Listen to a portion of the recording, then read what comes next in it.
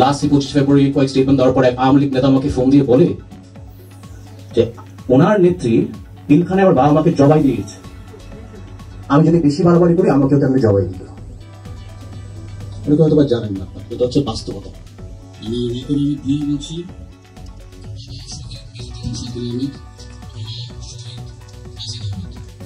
আমি সাংবাদিক ভাইদের কাছে ক্ষমা চেয়ে নিচ্ছি। আসলে পিলখানা নিয়ে আলাপ করতে গেলে গুছানো মাঝে মাঝে কথাটা বলে একটু কঠিন হয়ে যায়।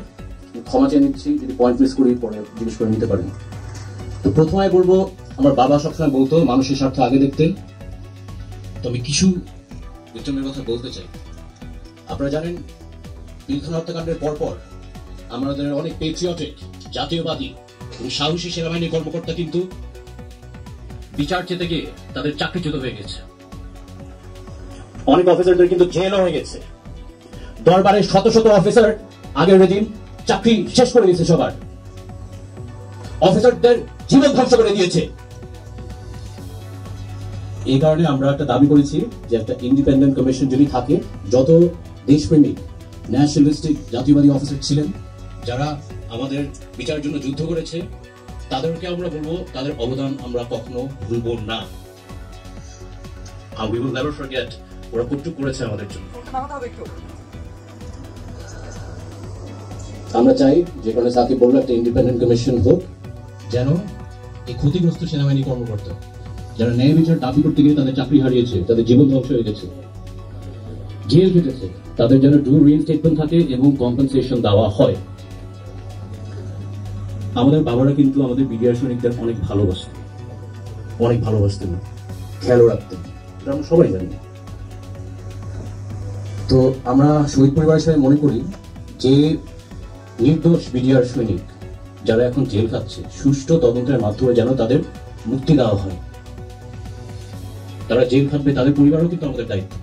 আমাদের বাবারা যেহেতু দেখে রাখতো, আমরাও দেখে রাখা উচিত যতটুকু আমরা পারি। এখানে সুষ্ঠু তদন্তের মাধ্যমে যেন তাদের মুক্তি দেওয়া হয়। সাংবাদিক ভাইরা, আপনারও কিন্তু কম নির্যাতন সম্মুখীন হয় না, আপনাদের ফ্যামিলিদের কিন্তু থ্রেট দেওয়া হতো, সবকিছু কিন্তু আপনারা প্রকাশ করতে পারতেন না।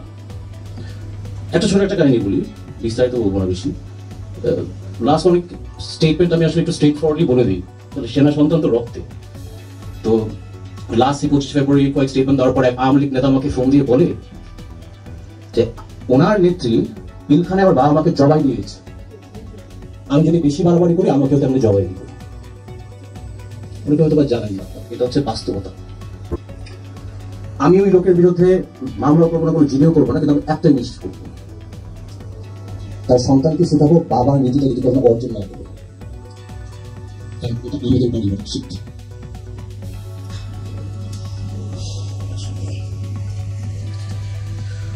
25 ফেব্রুয়ারি 2009 সাল কি নির্মমভাবে হত্যা করেছে আসলে বলতে তো কষ্ট হয়। ড্রেনে আমাদের অফিসারদের লাশ ভেসে দিয়েছে, বডি মিউটিলেট করে দিয়েছে, ব্যান্ডদের খোঁজা দিয়ে শেষ করে দিয়েছে। আমার বাবাকে কেমনে মারলো, আমার মার সাথে কি করছে।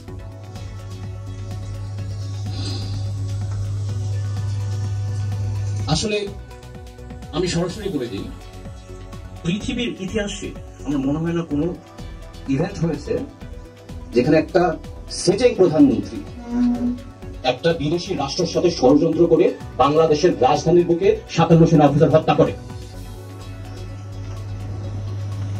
এই কারণে আমরা শহীদ সেনা দিবস দাবি করছি।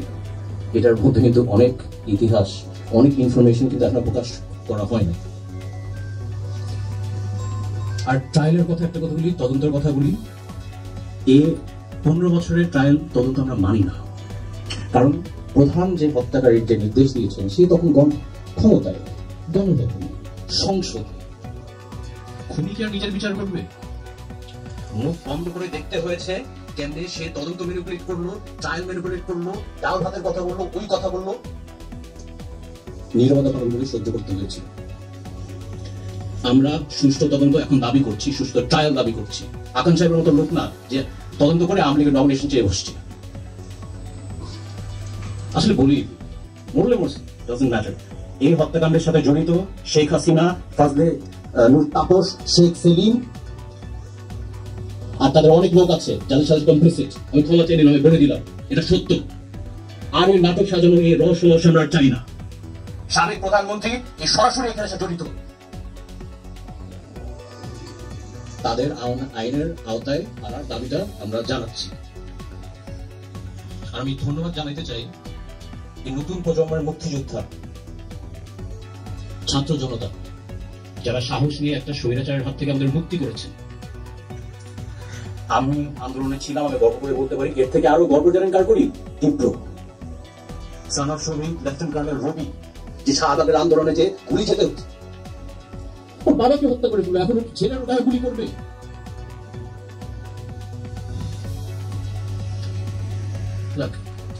আমাদের শেষে একটা কথা বলি, আমাদের দেশের সেনাবাহিনী কিন্তু অনেক ন্যাশনাল ক্রাইসিসে আগায় যায়। রানা প্লাজা বলেন, কোভিডের টাইম বলেন, কোরিয়া আর্টিসেন বলেন, ডেভেলপমেন্ট প্রজেক্টসে আর্মি কিন্তু অনেক বড় একটা অবদান আছে।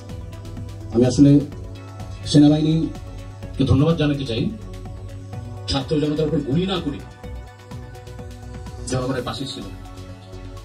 আমার আস্থা আছে যে সেনাবাহিনী দেশটাকে আগায় নিয়ে যাবে। এই কারণে গভর্নমেন্টের উপর আমার আস্থা আছে। আমরা এখনো তো অবশ্যই বলতে পারছি না, আমাদের আশ্বাস যে ওরা একটা সঠিক পদক্ষেপ গ্রহণ করবে সবকিছুর বিষয়। জনগণকে আহ্বান করবো, আপনারা যেন সেনাবাহিনীর সাথে সহযোগিতা করেন, ইন্টারিম গভর্নমেন্টের সাথে সহযোগিতা করেন। Thank you.